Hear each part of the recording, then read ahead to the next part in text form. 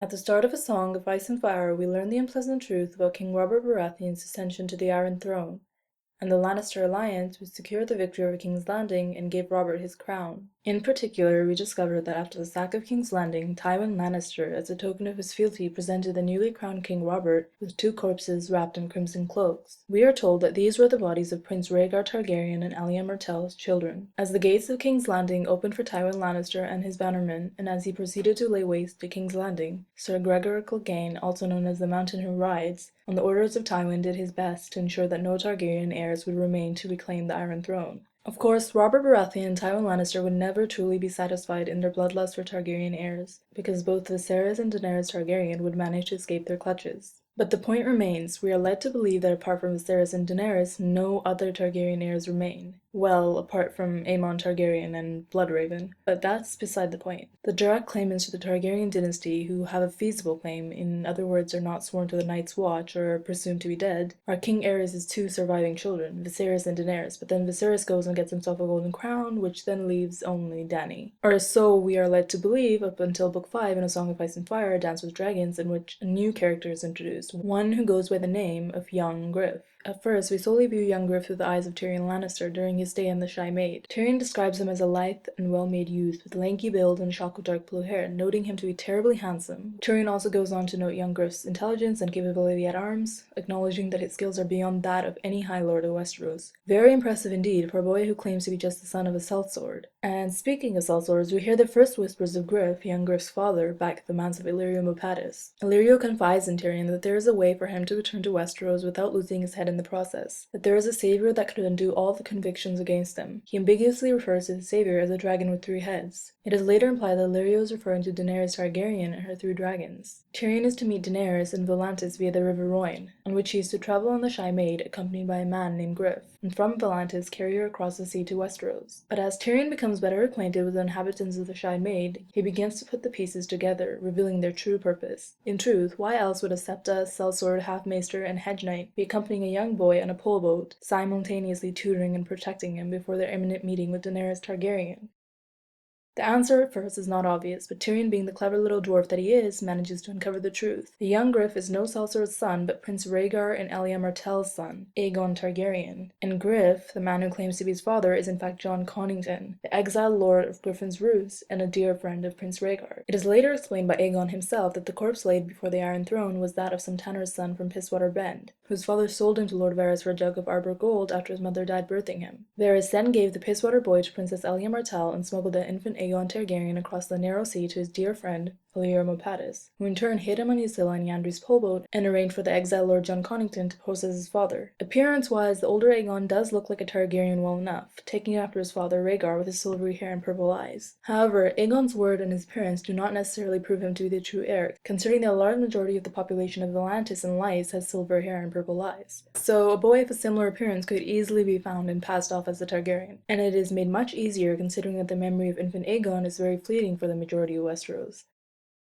So essentially, appearance-wise, there seems to be no absolute way of determining if young Griff is indeed Aegon Targaryen. Logistics-wise, it does seem unlikely that infant Aegon would have escaped Robert Baratheon and the bloodthirsty Lannisters, but in times of war and chaos, as our friend Littlefinger likes to remind us, nothing is certain and everything is opportune. And others have escaped the wrath of kings before. Queen Rhaella with her children Viserys and Daenerys, Tyrion Lannister, Sansa and Arya Stark, and even Gendry. So it's not completely impossible that the infant Aegon was replaced with another baby, and thus the corpse that lay before Robert Baratheon was that of another child. But that would also mean that Princess Elia Martell mistook her son for another, which seems unlikely. I mean, what mother doesn't recognize her own child? That is, unless she was in on the swap as well, because infant Aegon couldn't have necessarily waltzed out of King's Landing himself. He would have needed the aid of others. It would have also helped for there to be some hindsight that such an event would take place. Which then leads us to Lord Varys, the master of whispers at King's Landing. According to Aegon, it is Varys who arranged the swap, so it's possible that Varys had knowledge of Tywin's plans to betray King Aerys and was aware that the lives of the Targaryen heirs would be in danger, which would explain why he warned King Aerys to not open the gates to the Lannister forces, prior to the sack of King's Landing. Interestingly, however, from what we know of Tyrion's short stay at Illyrio's manse, Tyrion was provided with a large chest of fine clothes made for a young boy. and when Tyrion, Haldon, and Duck depart for the Shy Maid, Illyrio supplies him with several large chests, one of which is the chest of boys' clothes, which Tyrion makes use of whilst on the Shy Maid. And on both occasions Tyrion notes that the clothes are fine but worn and musty, implying that they were not newly purchased for Tyrion, that they had been at Illyrio's manse for quite some time.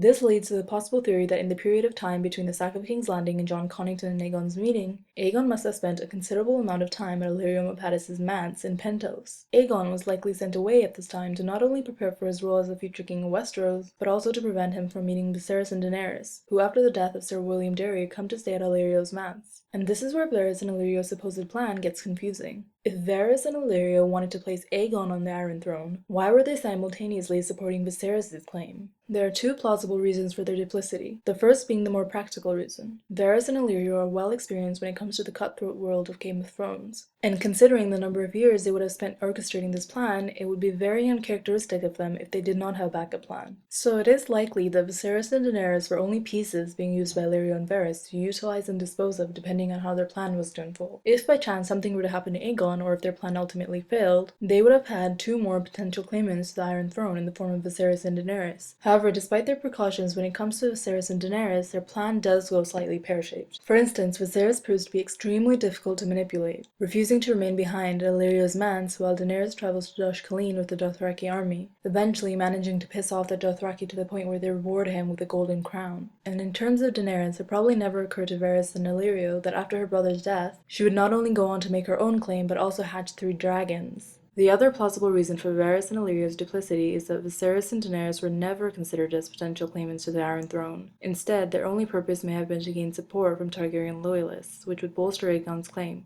considering that Viserys and Daenerys are acknowledged by the people of Westeros to still be alive, whereas Aegon's survival is unheard of, and also to afford Illyrio and Varys the time needed to form a considerable army, in the form of Khal Drogo's Khalasar, while under the security of Jon Connington and company, Aegon would be prepared for his future role. And when the moment would be most opportune for Aegon to stake his claim, Viserys would arrive with his Dothraki army and give support to Aegon's claim. And the reasoning behind not having Viserys and Daenerys as spares for Aegon is most likely because Aegon himself, rather than House Targaryen, is particularly meaningful to both Varys and Illyrio, and so in their eyes there can be no alternative to him. Quite the worthy enterprise you would think, but Varys and Illyrio's interest in such a venture does give rise to suspicion. As Tyrion himself puts it, why would a Magister of Pentos be so interested in who wears the crown in Westeros? Illyrio's reasons, however, give rise to even more suspicion. Viserys promised Illyrio that he would be granted a lordship and named Master of Coin once he came into his throne, but Illyrio himself likes to stress that not everything he does is for gain, and that ultimately his actions are to help his dear friends. The friend he speaks of apart from Daenerys Targaryen is Lord Varys. Illyrio first came across Varys when he was a young boy in Pentos. They were both penniless, Illyrio scraping by as a bravo and sellsword, and Varys as a thief. Eventually Illyrio grew so respectable that a cousin of the Prince of Pentos let him wed his daughter, while whispers of Varys' talents crossed the narrow sea to the paranoid King Aerys. However, closer scrutiny does bring forth a very plausible theory for Varys and Illyrio's true motives.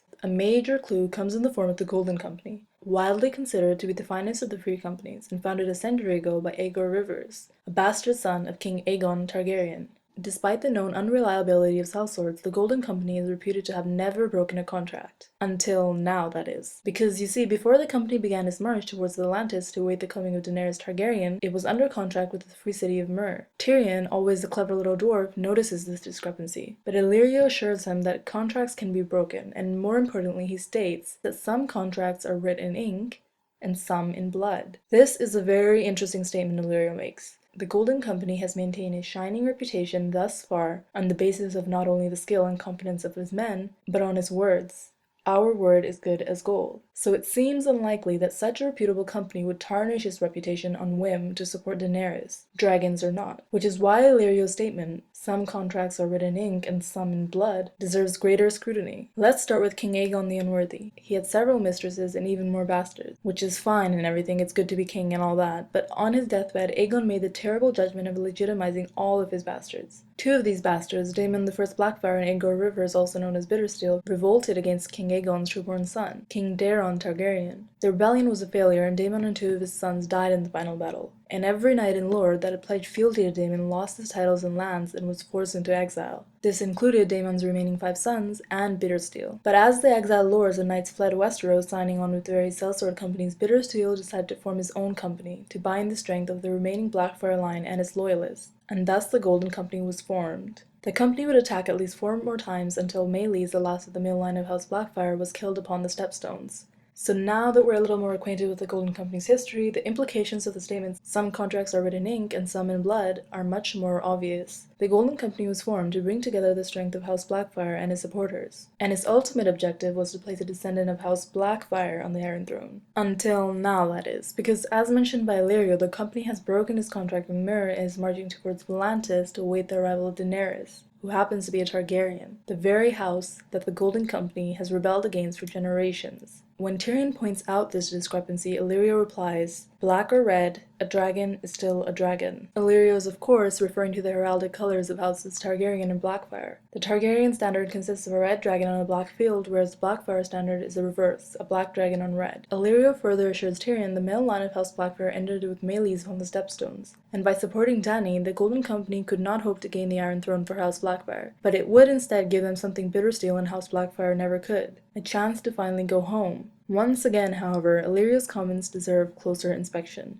To begin with, Illyrio's dismissiveness regarding the Golden Company's loyalty to the Blackfyre claim is slightly credulous. True, he may have a point with the male line being extinct and the incentive for the company men to finally go home, but he seems to wave off the fact that this is a company of men whose forefathers fought for their lives and honor against the Targaryens, who lost their titles, lands, and their homes in their loyalty to House Blackfyre. And secondly, although Illyrio states that the male line of House Blackfyre is extinct, he makes no mention of the female line. Instead, he goes on to speak of his second wife. Her name was Sarah, and he found her in a Lyseni pillow house, only to wed her in the end. Sarah later died of the Grey Death, much to Illyrio's sadness, and this is where Tyrion's skepticism comes into play again. Tyrion strongly believes that there is something in the venture worth more than coin, castles, or loyalty for Illyrio. In truth, all of Illyrio's carefully worded statements, the Golden Company's contract written in blood, dragons black or red, the extinction of the male line of House Blackfyre, and his Lyseni wife, point to a very plausible theory, that Aegon Targaryen is not the son of Rhaegar Targaryen and Elia Martell, but is actually a Blackfyre pretender and the son of Illyrio Mopatis himself. In particular, Illyrio's specificity in his statements leads us to this theory. For instance, he specifically states that the male line of House Blackfyre is extinct, and thus leading to the possibility that House Blackfyre is not completely extinct, that descendants of the female line still exist. And from what we know, apart from his 7 sons, Daemon Blackfyre also reputedly had 3 daughters. And although there is no knowledge or mention of these daughters apart from their actual existence, there is a mention of a 3rd daughter, Calla, specifically that prior to the first Blackfyre rebellion, Daemon agreed to marry Calla to Aegor Rivers, the man who we know later founded the Golden Company and came to be known as Bittersteel. But this is where it gets pretty murky, because we don't know much else about Bittersteel, or in particular what happened to her after Bittersteel died, and we also don't know whether they produced any issue.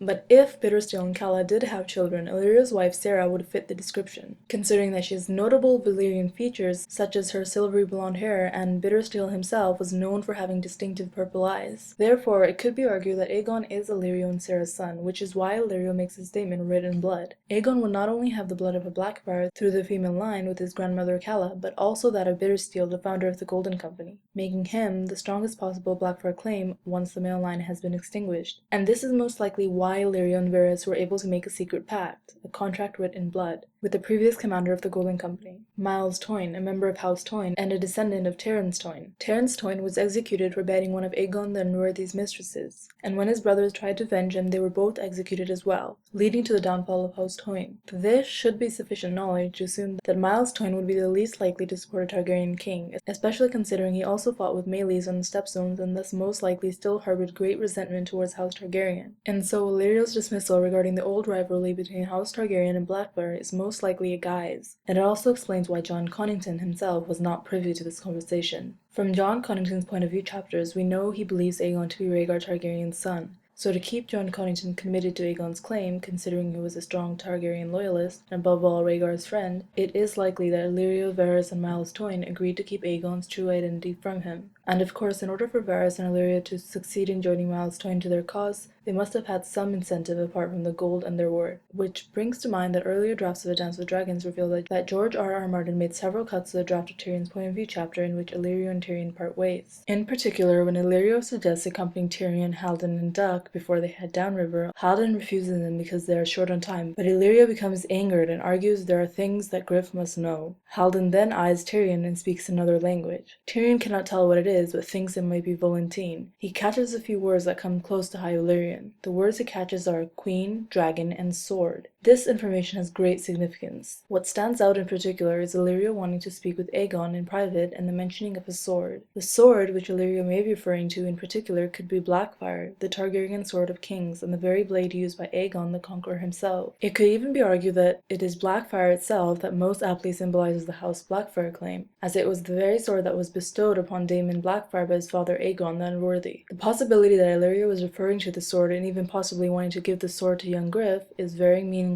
It pretty much confirms that Aegon is in fact a Blackfire pretender. It is also highly likely that it was the presentation of this very sword which gained Varys and Illyrio the support of Miles Toyne and therefore the support of the Golden Company. And this is where Varys comes into play as well. Varys' involvement in this entire adventure, as Tyrion guesses with Illyrio, has to be so much more than just coin and castles. In truth, Varys could have Blackfire blood as well, and could actually be Sarah's brother, which would make Illyrio and Varys' close friendship much more meaningful and believable. It would also then make sense why Varys shaves his head, so that he can hide his Valyrian hair, as well as why he was castrated as a boy. We know from Melisandre's practices that sorcerers prefer to use royal blood in their rituals, as there is power in king's blood, and if Varys is indeed a Blackfire, he would have royal blood. Furthermore, Illyrio states dear friends and debts of affection to pay for the reasons he is helping Daenerys Targaryen, but the dear friend he is referring to here is most likely Varys rather than Daenerys, considering that he knew Daenerys for a few years before he sold her to Dothraki Khal. And Illyrio himself states that before he met Varys, he was a penniless bravo, and it was only through Varys' skills and intelligence that he rose to the position of Magister and became one of the most powerful and wealthy men in Pentos. And therefore the debt of affection he is referring to could be the one he owes his late wife, and her brother, who also happens to be his childhood friend, to help them place his son, a Blackfire descendant, through his late wife and her brother, on the Iron Throne. Further evidence for Aegon being Illyrio's son comes from Illyrio's treatment of Aegon. Illyrio always speaks fondly and tenderly of Aegon, a fondness he never showed of Viserys or Daenerys for that matter. And when Illyrio and Tyrion finally part ways, Tyrion notes that oddly Illyrio is deeply saddened he cannot join them and meet Aegon one last time, implying once again that Illyrio's relationship with Aegon must be much more meaningful than that of guardian and ward. Apart from all this though, throughout the series leading up to Aegon's appearance in A Dance with Dragons, there is a great amount of foreshadowing, not to mention visions and prophecies, which all seem to allude to Aegon being a false Targaryen. In particular, there is a passage in A Feast for Crows in which Aegon's appearance in A Dance with Dragons, as well as his true identity, is possibly foreshadowed. The passage in particular is the one in which Brienne, Podrick, Sir Hal Hunt, and Septon Merivale stop at the inn at the crossroads. Septon Merivale explains to them that the inn once had a different name, the Clanking Dragon, which came from a three-headed dragon of black iron that used to hang from a wooden post in the yard, clanking and clattering when the wind would blow. The sign was eventually cut down, however, when Daemon Blackfire, whose sigil was that of a black dragon on red, rose up in rebellion against his true-born brother, Daeron Targaryen. The lands upon which the inn stands used to belong to Lord Darry, a fierce Targaryen loyalist, and so he hacked the sign to pieces and cast them into the river. One of the dragon's heads washed up on the Quiet Isle many years later, though by that time it was red with rust. And because at this point we already know that the Targaryen sigil consists of a red dragon on black, whereas the Blackfire sigil consists of a black dragon on red, the sign itself could symbolize House Blackfire. Further evidence comes from the lines, "He hacked the black dragon to pieces and cast them into the river," which again heavily alludes to House Blackfire, because as mentioned earlier, after the failure of the first Blackfire rebellion, the remaining Blackfire line and its supporters were exiled, fleeing across the narrow sea and spreading across the continent of Essos. So this passage could very likely be foreshadowing the reappearance of a Blackfire heir, and the final lines of the passage give further support to this theory. One of the dragon's heads, however, washed up on the Quiet Isle many years later, though by that time it was red with rust. The dragon's head which this line may be alluding to is Aegon, who returns to Westeros across the narrow sea, and although he may truly be a Blackfire, and thus a black dragon, he returns as a Targaryen pretender,